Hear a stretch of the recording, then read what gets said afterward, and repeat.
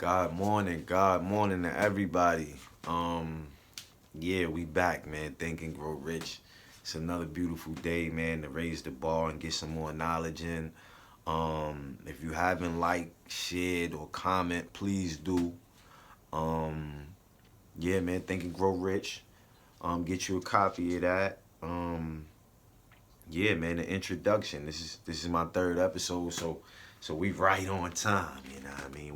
We right on time with the introduction, man. You know what I mean? Let's get right into it. Chapter one.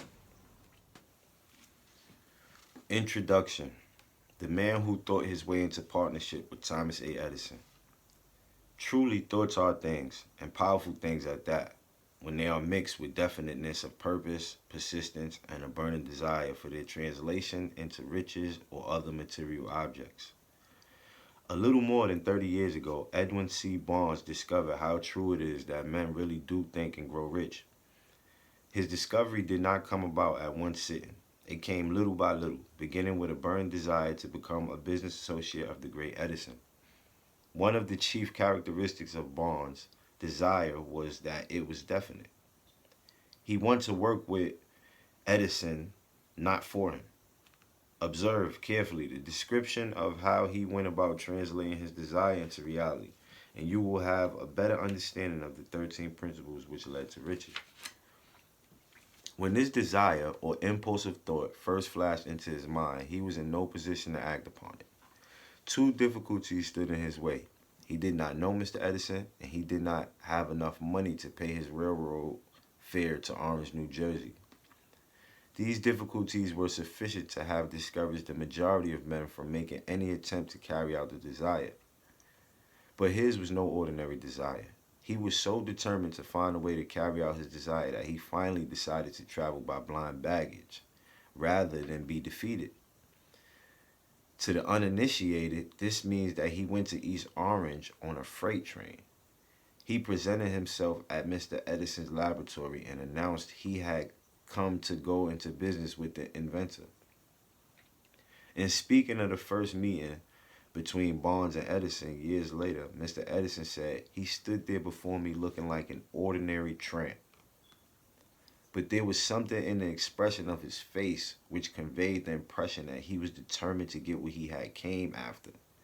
I had learned from years of experience with men that when a man really desires a thing so deeply that he is willing to stake his entire future on a single turn of the wheel in order to get it, he is sure to win. I gave him the opportunity he asked for because I saw he had made up his mind to stand by until he succeeded. Subsequent events proved that no mistake was made. Just what young Barnes said to Mr. Edison on that occasion was far less important than that which he thought. Edison himself said so. It could not have been the young man's appearance which got him his start in the Edison office, for that was definitely against him. It was what he thought that counted. If the significance of this statement could be conveyed to every person who reads it, there would be no need for the remainder of this book. Barnes did not get his partnership with Edison on his first interview. He did get a chance to work in the Edison offices at a very nominal wage, doing work that was unimportant to Edison, but most important to Barnes because it gave him an opportunity to display his merchandise where his intended partner could see it. Months went by. Apparently, nothing happened to bring the coveted goal which Barnes had set up in his mind as his definite major purpose. But something important was happening in Barnes' mind. He was constantly intensifying his desire to become the business associate of Edison. Psychologists have correctly said that when one is truly ready for a thing, it puts in its appearance. Barnes was ready for a business associate with Edison. Moreover, he was determined to remain ready until he got that which he was seeking. He did not say to himself, "Oh, well, what's the use? I guess I'll change my mind and try for a salesman job." But he did say, "I came here to go into business with Edison, and I'll accomplish this, and if it takes the remainder of my life." He meant it. What a different story men would have to tell if only they would adopt a definite purpose. and stand by that purpose until it had time to become an all-consuming obsession. Maybe young Barnes did not know it at the time, but his bulldog determination, his persistence in standing back of a single desire was destined to mow down all opposition and bring him the opportunity he was seeking. When the opportunity came, it appeared in a different form and from a different direction than Barnes had expected. That is one of the tricks of opportunity.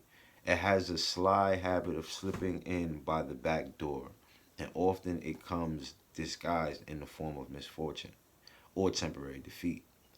Perhaps this is why so many fail to recognize opportunity.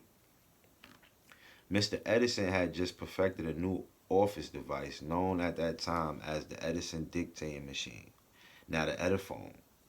His salesmen were not enthusiastic over the machine. They did not believe it could be sold without great effort. Barnes saw his opportunity. It had crawled in quietly, hidden in a queer looking machine which interested no one but Barnes and the inventor. Barnes knew he could sell the Edison dictating machine. He suggested this to Edison and promptly got his chance. He did sell the machine. In fact, he sold it so successfully that Edison gave him a contract to distribute and market it all over the nation. Out of that business association grew the slogan made by Edison and installed by Barnes. The business alliance has been in operation for more than 30 years. Out of it, Barnes has made himself rich in money, but he has done something infinitely greater. He has proved that one really may think and grow rich. How much actual cash that original desire of Barnes has been worth to him, I have no way of knowing. Perhaps it has bought him $2 or $3 million, but the amount, whatever it is, becomes insignificant when compared with the greater asset he acquired in the form of definite knowledge. That an intangible impulse of thought can be transmuted into its physical counterpart by the application of known principles. Barnes literally thought himself into a partnership with the great Edison. He thought himself into a fortune.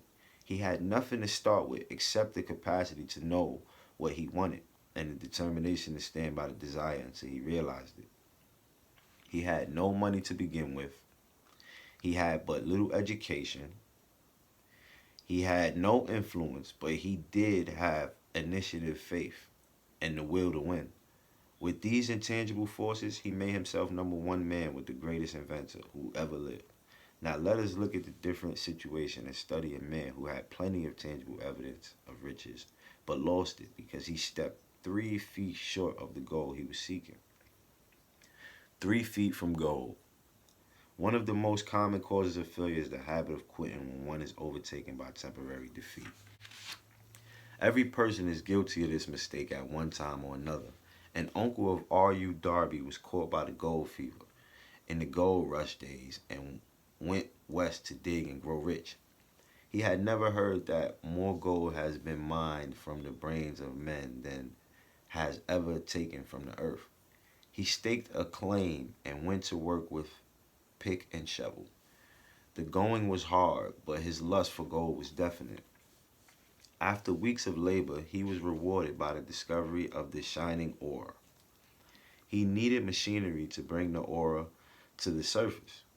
Quietly, he covered up the mine, retraced his footsteps to his home in Williamsburg, Maryland, told his relatives and a few neighbors of the strike. They got together money for the needed machinery and had it shipped. The uncle and Darby went back to work the mine.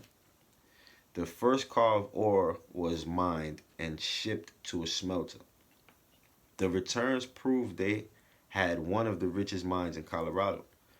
A few more cars of that ore would clear the debts.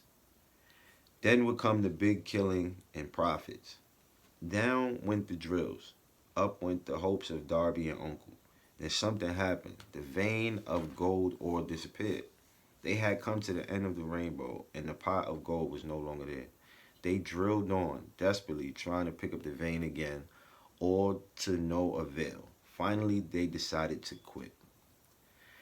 They sold the machinery to a junk man for a few $100s and took the train back home. Some junk men are dumb, but not this one. he called in a mining engineer to look at the mine and do a little calculating. The engineer advised that the project had failed because the owners were not familiar with fault lines. His calculations showed that the vein would be found just 3 feet from where the Darbys had stopped drilling. That is exactly where it was found. The junk man took millions of dollars in ore from the mine because he knew enough to seek expert counsel before giving up. Most of the money which went into the machinery was procured through the efforts of R.U. Darby, who was then a very young man. The money came from his relatives and neighbors because of their faith in him. He paid back every dollar of it, although he was years in doing so. Long afterward, Mr. Darby recouped his loss many times over when he made the discovery that desire can be transmuted into gold. The discovery came after he went into the business of selling life insurance. Remembering that he lost a huge fortune because he stopped 3 feet from gold, Darby profited by the experience in his chosen work by the simple method of saying to himself, I stopped 3 feet from gold, but I will never stop because men say no when I ask them to buy insurance.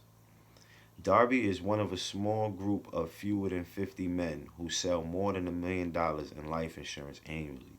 He owes his stackability to the lesson he learned from his quitability in the gold mining business. Before success comes in any man's life, he is sure to meet with much temporary defeat and perhaps some failure. When defeat overtakes a man, the easiest and most logical thing to do is to quit. That is exactly what the majority of men do. More than 500 of the most successful men this country has ever known told the author their greatest success came just one step beyond the point at which defeat had overtaken them. Failure is a trickster with a keen sense of irony and cunning. It takes great delight in tripping one when success is almost within reach.